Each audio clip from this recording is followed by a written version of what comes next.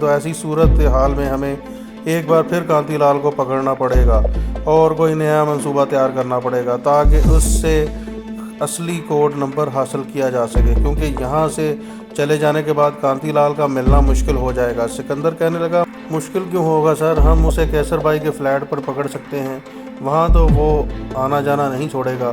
مراد خان بولا، میں بھی جانتا ہوں کہ ہم کیسر بھائی کے ہاں اس سے دوبارہ ملاقات کر سکتے ہیں، لیکن وہاں بھی ہمیں ایک نیا جال بچھانا ہوگا، جبکہ یہاں ہم نے پہلے سے ہی جال بچھا رکھا ہے، یہاں ہم اسے آسانی سے پھنسا سکتے ہیں۔ عمران نے کہا، لیکن مراد خان یہاں صورتحال خطرناک بھی تو ہو گئی ہے، اگر اس دوران پولیس ہوٹل میں آ گئی اور اس نے ہم سے پوچھ گچھ شروع کر دی تو معاملہ بگڑ سکتا ہے۔ مراد خان کہنے لگا، تم بھی ٹھیک کہتے ہو، پھر ایسا کرتے ہیں کل کا دن دیکھ لیتے ہیں۔ اس کے بعد کانتی لال کا فون آ گیا تو تم اسے کہہ دینا کہ مجھے کاروباری سلسلے میں اچانک دلی جانا پڑا ہے، 3-4 دن کے اندر آ جاؤں گا۔ اس دوران ہمیں ہائی کمانڈ سے اس کا کوڈ نمبر کے بارے میں اطلاع بھی مل جائے گی، کیا خیال ہے؟ عمران نے کہا، جیسے تمہاری مرضی، کل کا دن دیکھ لیتے ہیں، پرسوں ہوٹل چھوڑ دیں گے۔ جب یہ طے ہو گیا کہ وہ صرف کل کا دن ہی ہوٹل میں ٹھہریں گے اور پرسوں صبح سویرے ہوٹل سے اپنے خفیہ کمینگاہ میں چلے جائیں گے، تو مراد خان چلا گیا۔ سکندر اور ہاشم عمران نے مل کر کمرے میں ہی کھانا کھایا۔ ہاشم خان کھانا کھانے کے بعد نیچے چلا گیا۔ سکندر علی بھی یہ کہہ کر ہاشم خان کے ساتھ ہی نیچے آ گیا کہ اسے شہر میں ایک آدھے گھنٹے کا کام ہے، وہ جا رہا ہے۔ عمران اکیلا کمرے میں رہ گیا۔ اس وقت رات کے 9:10 ہوئے تھے۔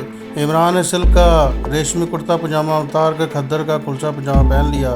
اس کا خیال تھا کہ وہ آج جلد ہی سو جائے گا۔ سکندر علی کے پاس ڈپلیکیٹ چابی تھی، وہ آئے گا تو خود ہی بیڈ روم میں جا کر سو جائے گا۔ عمران ڈرائنگ روم میں بیٹھ کر ٹی وی کی خبریں سننے لگا۔ اتنے میں دروازے کی گھنٹی بجی۔ وہ سمجھا کہ ہاشم خان کسی کام سے آیا ہے۔ اس نے اٹھ کر دروازہ کھولا تو سامنے راگنی مہرا کھڑی مسکرا رہی تھی۔ اس نے ہاتھ جوڑ کر نمسکار کیا اور بولی، اگروال جی، آپ کا کوئی مہمان تو اندر نہیں بیٹھا ہوا، کیا میں اندر آ جاؤں؟ راگنی مہرا نے آج معمول سے زیادہ میک اپ کیا ہوا تھا اور بہت حسین لگ رہی تھی۔ صوفے پر بیٹھ کر سگریٹ پینے لگی اور بولی، آئی ایم سوری اگروال جی، لیکن آج آپ سے ملنے کو بہت زیادہ من چاہ رہا تھا، بس مجھ سے برداشت نہ ہو سکا اور میں بے اختیار اٹھ کر آپ کے پاس چلی آئی۔ آپ کا برا تو نہیں لگا؟ عمران نے زبردستی مسکراتے ہوئے کہا، نہیں نہیں راگنی جی، بالکل برا نہیں لگا، آپ کے لیے کیا منگواؤں؟ راگنی مہرا نے اپنے پرس میں سے ولائتی شراب کی چھوٹی بوتل نکالتے ہوئے کہا، میں اپنے پینے کا سامان ساتھ لے کر آئی ہوں، آج میرا جی چاہ رہا تھا کہ آپ کے پاس بیٹھ کر پیوں اور میرے اور آپ کے سوا کمرے میں کوئی نہ ہو۔ عمران سوچنے لگا، اس بلا سے کیوں کر چھٹکارا حاصل کیا جا سکے۔ وہ سوچ ہی رہا تھا کہ راگنی نے ٹیبل پر پڑے ہوئے گلاس میں سوم رس ڈال کر جگ میں سے اس طرح پانی ڈالا اور اس کے دیکھتے ہی دیکھتے آدھا گلاس چڑھا گئی۔ اب اس نے حسب عادت باتیں شروع کر دی تھی۔ آج وہ کچھ زیادہ ہی باتیں کر رہی تھی، ایک بات ختم ہوتی تو دوسری شروع کر دیتی۔ عمران سامنے بیٹھا سخت بور ہو رہا تھا اور صرف منہ ہاتھ سے ہی کام چلا رہا تھا۔ راگنی مہرا نے خود ہی نیچے سروس والوں کو فون کر کے اپنے لیے چکن سینڈوچ منگوا لیے۔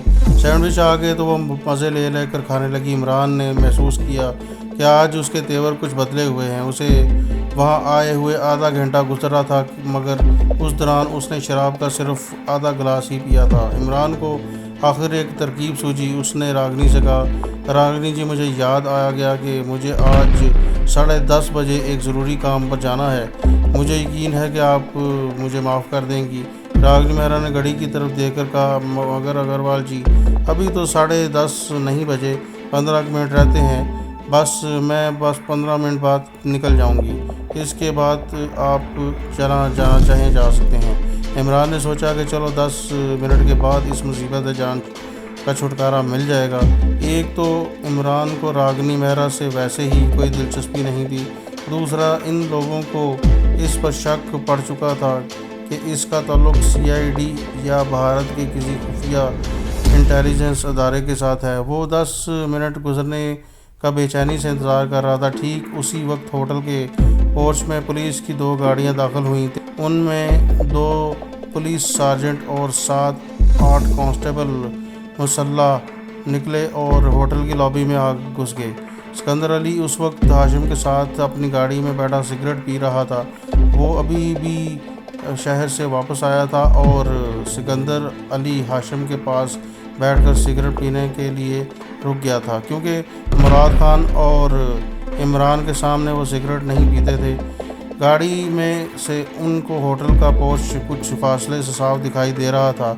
उन्होंने पुलिस की गाड़ियों और उनमें पुलिस की गार्ड्स को उतरते हुए देख लिया था। सिकंदर अली ने कहा, यह पुलिस किस लिए आई है? हाशिम ने कहा, किसी काम से आई होगी, हो सकता है होटल में कोई वीआईपी शख्सियत या कोई लीडर ठहरने के लिए आया हो और पुलिस इसकी सिक्योरिटी का इंतज़ाम कर रही हो। सिकंदर अली बोला, हाँ यही हो सकता है। सिकंदर अली बोला, अब हम वापस ऊपर इमरान यानी सेठ अग्रवाल के कमरे में जाते हैं। इस वक्त इमरान सख्त बोरियत की हालत में सोफ़े के कोने में सर पकड़ के बैठा था और उसके सामने सोफ़े पर बैठी हुई रागनी मेहरा ने कोई लंबी कहानी छेड़ दी थी। उस वक्त दरवाजे की घंटी बची। इमरान समझा कि सिकंदर अली आया है। उसने वहीं से बुलंद आवाज़ में कहा, अंदर आ जाओ, दरवाज़ा लॉक नहीं है। एकदम से दरवाज़ा खुला और 2 सार्जेंट और 6-7 पुलिस सिपाही अंदर दाखिल हो गए। 2 सिपाहियों के हाथ में स्टेन गन्नें थी। उन्होंने उनका रुख इमरान की तरफ कर दिया था और खड़े हो गए। एक सार्जेंट के हाथ में रिवॉल्वर थी। वो इमरान के सर के पीछे आकर खड़ा हो गया। दूसरे सार्जेंट के हाथ में बैत था। इस दौरान रागनी मेहरा खामोशी से पर्स उठाकर कमरे से बाहर निकल गई। इमरान को कुछ समझ आ गया था कि इसकी गिरफ्तारी के लिए जाल बिछाया गया है। वो ये भी समझ गया था कि अब वो भाग नहीं सकता और पूरी तरह फंस चुका है। 1 सेकंड में उसने सोचा कि इस बेडरूम में कोई काबिल एतराज़ शय तो नहीं, मसलन कमांडो, चाकू, पिस्तौल या जासूसी कैमरा वगैरह। इसके पास इन तीनों चीज़ों में से कोई चीज़ नहीं थी। उसने बड़े एतमाद के साथ सार्जेंट से कहा, सार्जेंट शायद आपको कोई गलतफहमी हुई है, ये वो कमरा नहीं जहां आप आना चाहते हैं। सार्जेंट इमरान के सामने मेज़ पर बैठ गया। उसने कहा, हम सही कमरे में आए हैं। आपका नाम क्या है? इमरान ने कहा, मेरा नाम गोपी चंद्र अग्रवाल है और मैं ऑटो स्पेयर पार्ट्स का डीलर हूँ। इसका मतलब है कि आप हिंदू हैं। इमरान फ़ौरन समझ गया कि ये लोग सारी तहकीक करके आए हैं और इन्हें मालूम हो चुका है कि वो हिंदू नहीं बल्कि मुसलमान है। मगर अब इमरान अपनी ज़बानी इतराफ़ कर चुका था, वो हिंदू है। अब वो ये नहीं कह सकता था कि वो मुसलमान है या फिर गोपी चंद्रवाल उसने होटल के वास्ते नाम रखा है। इमरान ने सार्जेंट से पूछा, आप क्या चाहते हैं? सार्जेंट ने कहा, हम आपको पुलिस स्टेशन लेकर जाना चाहते हैं। आप मुझे किस जुर्म में गिरफ़्तार करते हैं? सार्जेंट ने कहा, आप पाकिस्तान के जासूस हैं और होटल में हिंदू के फ़र्ज़ी नाम से ठहरे हुए हैं। आपके पास क्या सबूत है कि मैं पाकिस्तानी जासूस हूँ? इमरान ने कहा। सार्जेंट ने बोला, सबूत आपको थाने चलकर दिखाया जाएगा। इसने अपने करीबी खड़े कांस्टेबल को इशारा किया, उसे गिरफ़्तार कर ले चलो। इमरान ने एहतजाज करते हुए कहा, देखिए आप गलती कर रहे हैं, मैं मुसलमान ज़रूर हूँ, लेकिन मैंने महज कारोबारी मुसालहत की वजह से अपने आप को यहाँ हिंदू ज़ाहिर किया है। मेरे दोस्त सरकार के बड़े बड़े अफसर हैं, आपको बहुत पछताना पड़ेगा। सार्जेंट ने इमरान की कोई बात न सुनी और दूसरे सार्जेंट के साथ कमरे से बाहर निकल आया। कांस्टेबल ने उसी वक्त इमरान को हथकड़ी लगाई और उसने उसे गिरफ़्तार करके बाहर ले आया। सिकंदर अली पार्किंग में हाशिम के साथ गाड़ी में बैठा बातें कर रहा था। अचानक उनकी नज़र होटल के पोर्च की तरफ गई जहां पुलिस की गाड़ी खड़ी थी। उसने देखा कि सिपाही इमरान को लिए जा रहे हैं। इमरान को हथकड़ी लगी हुई है। मंजर देखकर हाशिम ने भी कहा, सिकंदर ये क्या देख रहा हूँ मैं? सिकंदर ने नीम मुर्दा सी आवाज़ में कहा, मुझे यकीन नहीं आ रहा, अब खामोश बैठे रहो। इमरान को पुलिस ने पकड़ लिया है, ये सब कैसे हो गया? हाशिम ने बोला। सिकंदर ने सर हिलाकर कहा, मेरा पहला शक यही था कि उस तवाइफ ने, रागनी मेहरा ने ये सारी मुखबरी की है, अब क्या करें? हाशिम ने पूछा।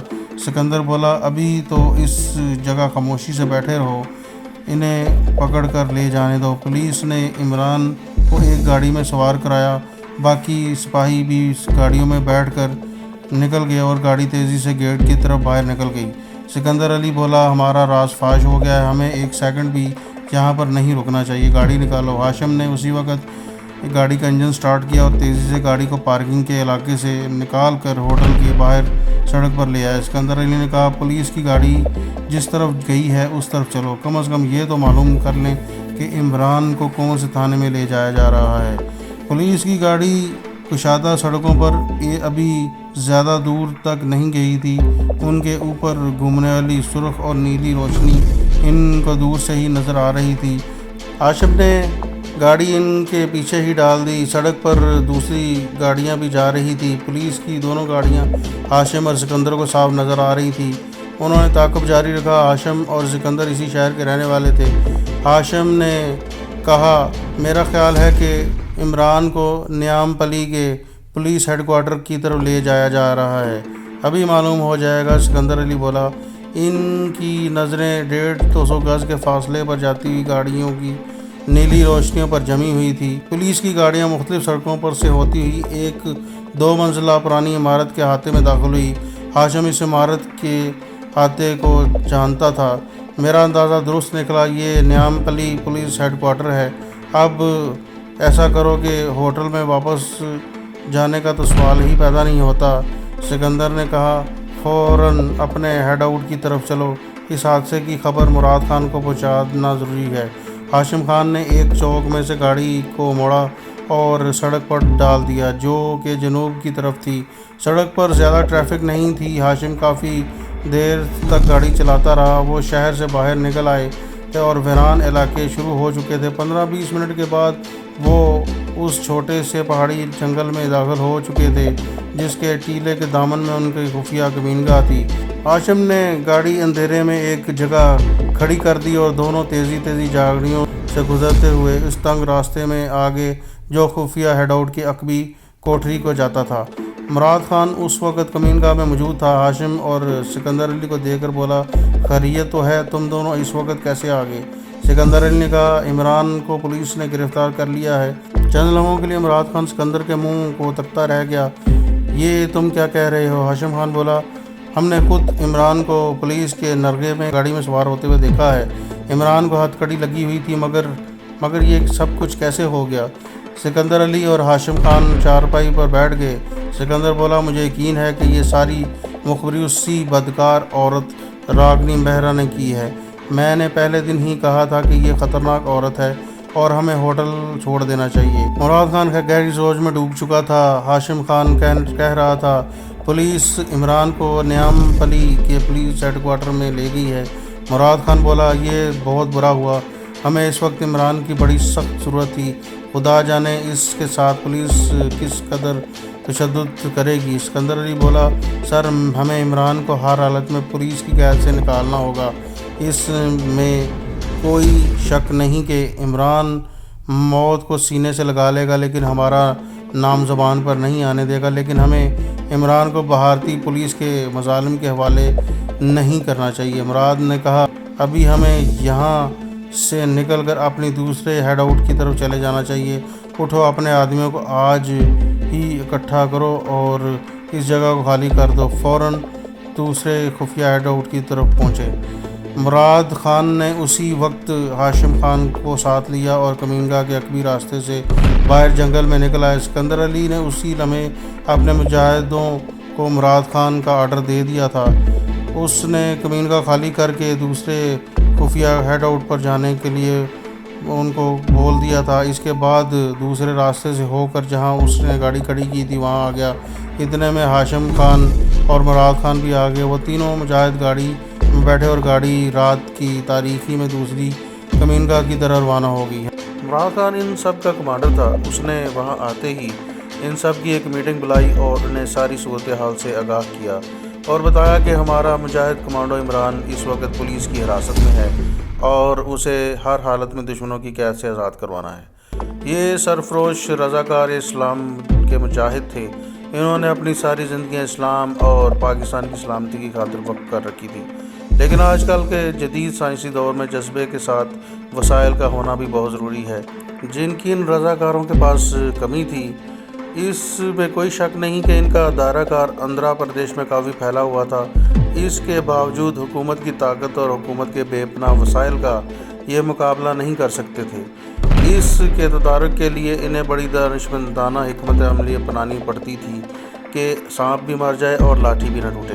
مراد خان نے ان سرفروش مجاہدوں کو ایک جگہ اکٹھا کیا اور ہاشم خان اور اسکندر کو بھی بلا لیا اور خطاب کرتے ہوئے کہا، کمانڈر عمران کو اس وقت پولیس نے نیام پلی کے پولیس ہیڈ کوارٹر میں رکھا ہوا ہے۔ آج نہیں تو کل وہ اسے پوچھ گچھ کے لیے کسی ٹارچر سیل میں لے جائیں گے اور وہاں اس کو اذیتیں دے کر معلوم کرنے کی کوشش کریں گے کہ اس کے ساتھی کہاں کہاں روپوش ہیں۔ یہ میں بھی جانتا ہوں اور تم بھی جانتے ہو کہ عمران موت کو ترجیح دے گا مگر اپنی زبان نہیں کھولے گا، لیکن ہمیں عمران کو زندہ نکال کر لانا ہے۔ میں چاہتا ہوں کہ تم اپنے وسائل کو کام میں لاتے ہوئے یہ معلوم کرنے کی کوشش کرو کہ پولیس عمران کو پولیس اسٹیشن سے کس جگہ لے جا رہی ہے۔ اس کے بعد ہم اسے وہاں سے نکالنے میں کوئی منصوبہ بنا لیں گے۔ صبح ہوتے ہی تمہیں اس سب سے پہلا کام یہی کرنا ہے کہ سارے شہر میں پھیل جاؤ، جہاں جہاں تمہارے وسائل موجود ہیں ان سے رابطہ کرو اور سب کو ہوشیار کر دو کہ وہ اس بات پر نظر رکھیں کہ عمران کو کون سے ٹارچر سیل میں لے جایا جا رہا ہے اور اس سے کس قسم کی پوچھ گچھ کی جا رہی ہے۔